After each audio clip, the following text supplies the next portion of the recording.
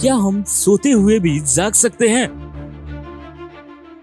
या जागते हुए भी सो सकते हैं? दरअसल मैं ये कहना चाहता हूँ कि क्या हम सोना और जागना दोनों एक ही समय पे कर सकते हैं? क्या हम सोने के वक्त एक आंख खुली रख के सो सकते हैं? आपका जवाब क्या रहेगा? नहीं। पर मैं आपको बता दूं कि एक ऐसा जानवर है जो ये काम बहुत इजीली करता है। ये एक ऐसा एनिमल है जो पृथ्वी के कुछ सबसे अधिक बुद्धिमान जीवों में से एक है और अक्सर दोस्ताना व्यवहार और हमेशा खुश रहने की आदत से वो हमारे बीच खास लोकप्रिय है। उसे देखने के बाद ऐसा लगता है कि वो हर वक्त हंस रहा है और इसीलिए कहा जाता है कि उसके पास ब्यूल्ट-इन स्माइल है। क्या आप सोच पा रहे हैं कि मैं किस एनिमल के बारे में बात कर रहा हूं? क्या आपका गेस डॉल्फिन है? अगर हां, तो आप एकदम सही हैं। तो आज इस वीडियो में हम आपको डॉल्फिन के बारे में ऐसे ही इंटरेस्टिंग फैक्ट बताएंगे और साथ ही साथ और भी बहुत कुछ जो आप डॉल्फिन के बारे में नहीं जानते होंगे। So watch this video till the end and let's explore dolphin.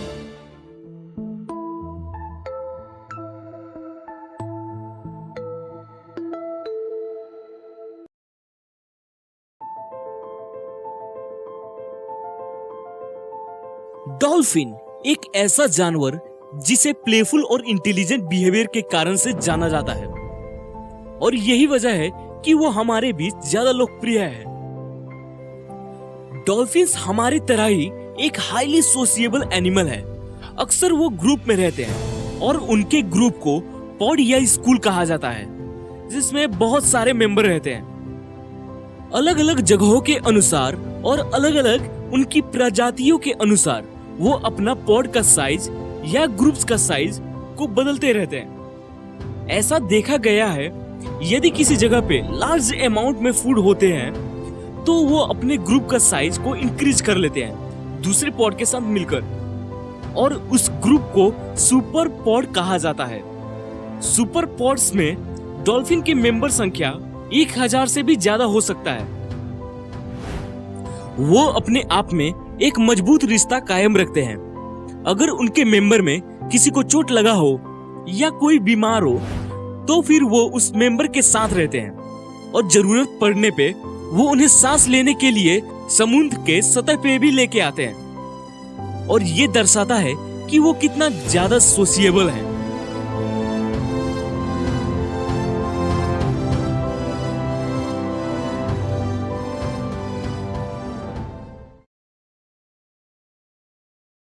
Dolphin भी हमारी तरह ही मैमल है, तो क्या वो हमारी तरह ही सोच सकते हैं? क्या उनका ब्रेन का काम करने का तरीका हमारी तरह ही हो सकता है? अगर हां, तो हमारे और उनके दिमाग के काम करने के तरीके में क्या सामान्य है? और अगर नहीं, तो उन्हें इंटेलिजेंट मानने का आधार क्या हो सकता है?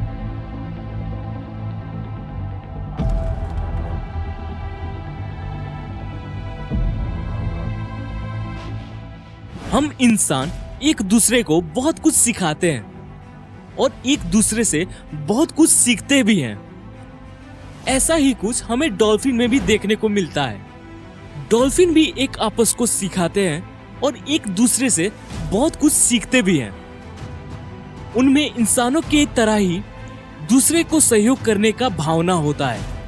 कोई भी समस्या को समाधान करने के लिए वो भी हमारी तरह ही योजना बनाते हैं और साथ ही साथ हमारी तरह ही वो भी दुख प्रकट करते हैं।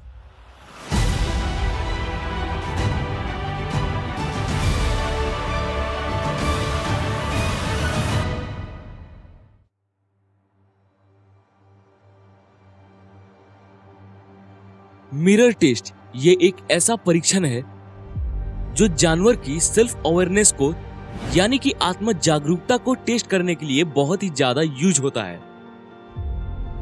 इस टेस्ट के दौरान एनिमल के बॉडी के ऊपर कोई भी कलर से निशान बनाया जाता है और इसके बाद उसके सामने एक मिरर रख दिया जाता है। अगर वो एनिमल मिरर के सामने जाकर अपने शरीर के ऊपर कलर से बने निशान को देखने की कोशिश करता है तो ये सेल्फ अवेयरनेस की बहुत ही बड़ी सबूत है। कुछ लोग आत्म जागरूकता को यानी कि सेल्फ अवेयरनेस को अत्यधिक विकसित सोच का संकेत मानते हैं। हालांकि वैज्ञानिक रूप से इसका कोई भी प्रमाण नहीं है। इस क्षेत्र में रिसर्च करने के बाद ये पता चला कि डॉल्फिन भी मिरर टेस्ट को पास कर सकते हैं, जो ये दर्शाता है कि डॉल्फिन सेल्फ अवेयर है।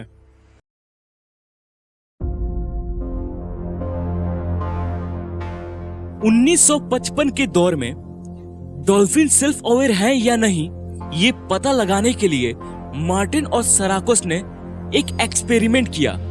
उन्होंने डॉल्फिन्स को टेलीविजन के ऊपर उनकी real time footage, recorded footage और दूसरे डॉल्फिन के फुटेज दिखाया, जिससे ये निष्कर्ष निकला कि डॉल्फिन सेल्फ अवेयर है।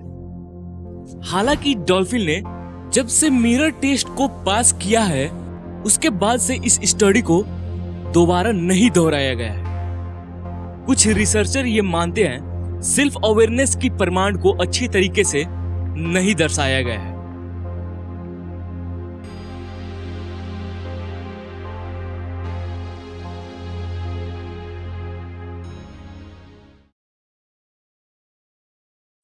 डॉल्फिन्स भी हमारी तरह ही मैमल है। उन्हें सांस लेने के लिए समुद्र के सतह पे आना पड़ता है। कभी न कभी आपने ये जरूर देखा होगा कि डॉल्फिन्स के ऊपर वाले भाग से पानी ऊपर की ओर आता है। डॉल्फिन समुद्र के अंदर ट्रैवलिंग करते हैं। उनकी स्विमिंग स्पीड सील्स के मुकाबले काफी ज्यादा तेज होता है, जो लगभग 9 से 28 किलोमीटर पर आवर हो सकती है। ट्रैवलिंग के दौरान अक्सर वो जंप करते हैं। वो ऐसा इसलिए करते हैं ताकि वो अपने एनर्जी को सेव कर पाए और ज्यादा से ज्यादा दूरी हासिल कर पाए। जब वो पानी के अंदर यात्रा कर रहे होते हैं तब उनके बॉडी पे बहुत ज्यादा फ्रिक्शन लगता है, पर पानी के बाहर जंप करने से एयर में फ्रिक्शन कम लगता है। इसलिए ऐसा करने से वो अपनी एनर्जी को बचाते हैं। कुछ डॉल्फिन्स समुद्र की गहराई तक जा सकते हैं। समुद्र के गहराई तक जाने के लिए उन्हें ऑक्सीजन की जरूरत पड़ती है, तो इसीलिए वो अपने हार्ट बीट को स्लो करके ऑक्सीजन को कंजर्व कर लेते हैं। जब ऑक्सीजन खत्म होने लगता है तो वो ऑक्सीजन लेने के लिए समुद्र के सतह पे वापस आ जाते हैं और बासी सांस को अपने ब्लो होल के द्वारा बाहर की ओर फेंक देते हैं। और उस दौरान अगर ब्लो होल में पानी होता है तो वो लार्ज फोर्स से बाहर निकलता है। ऐसा होने के बाद वो ताजी हवा को अपने अंदर लेकर फिर पानी के अंदर चले जाते हैं।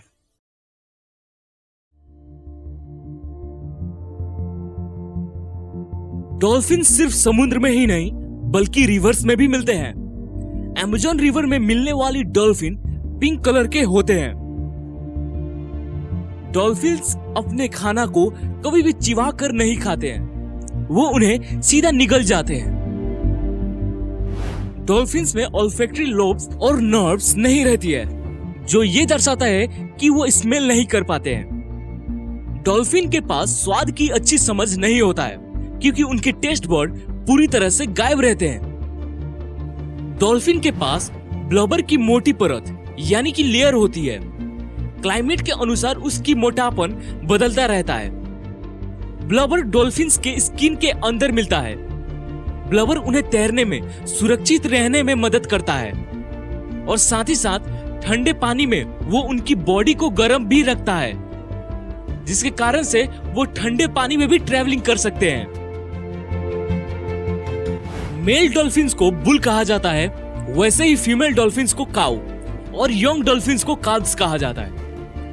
जब काल्व्स की जन्म होती है तब उनके पास ब्लबर की पतली लेयर होती है, जो समय के साथ विभिन्न गति से बढ़ता है। डॉल्फिन्स हवा और पानी दोनों में अच्छी तरह से सुन सकते हैं। उनकी सुनने की क्षमता अच्छी तरह से विकसित है। ये इतनी अच्छी तरह से विकसित है कि कुछ अंधे होने पर भी जीवित रह सकते हैं।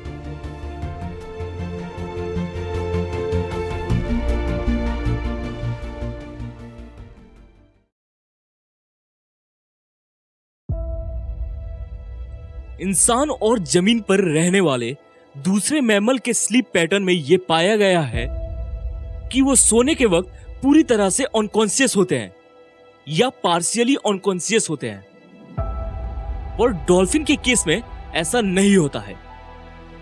उनकी स्लीप पैटर्न को यूनिहेमिस्फेरिक स्लो वेव स्लीप कहा जाता है। इस प्रकार के स्लीप पैटर्न को डीप स्लीप भी कहा जाता है।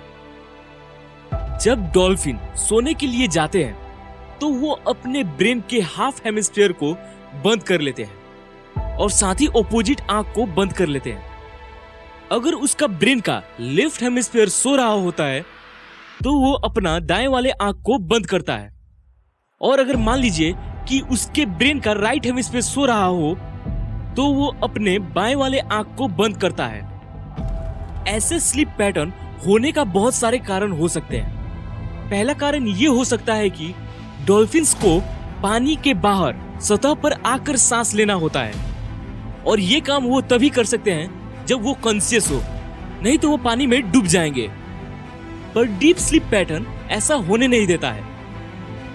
डीप स्लीप पैटर्न की मदद से वो अपने दुश्मनों से भी सुरक्षित रह सकते हैं, कोई खतरा होने पे अपना बचाव भी कर सकते हैं, और इस प्रकार के स्लीप पैटर्न से वो अपने बॉडी को मूव कर पाते हैं, जिससे उनका बॉडी का टेम्परेचर मेंटेन रहता है। यूनिहेमिस्फेरिक स्लो वेव स्लीप पैटर्न सिर्फ डॉल्फिन में ही देखने को नहीं मिलता है, और भी दूसरे एनिमल में ऐसा स्लीप पैटर्न देखने को मिलता है। दूसरे सीटेशन जैसे कि किलर व्हेल और बहुत से बर्ड्स में भी देखने को मिला है।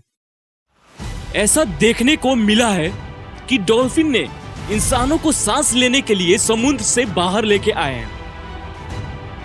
बहुत बार यह भी देखा गया है कि डॉल्फिन ने स्विमर्स को शार्क अटैक से बचाया है। पर कुछ डॉल्फिन्स की प्रजातियां अब लुप्त होने की कगार पर आ चुके हैं।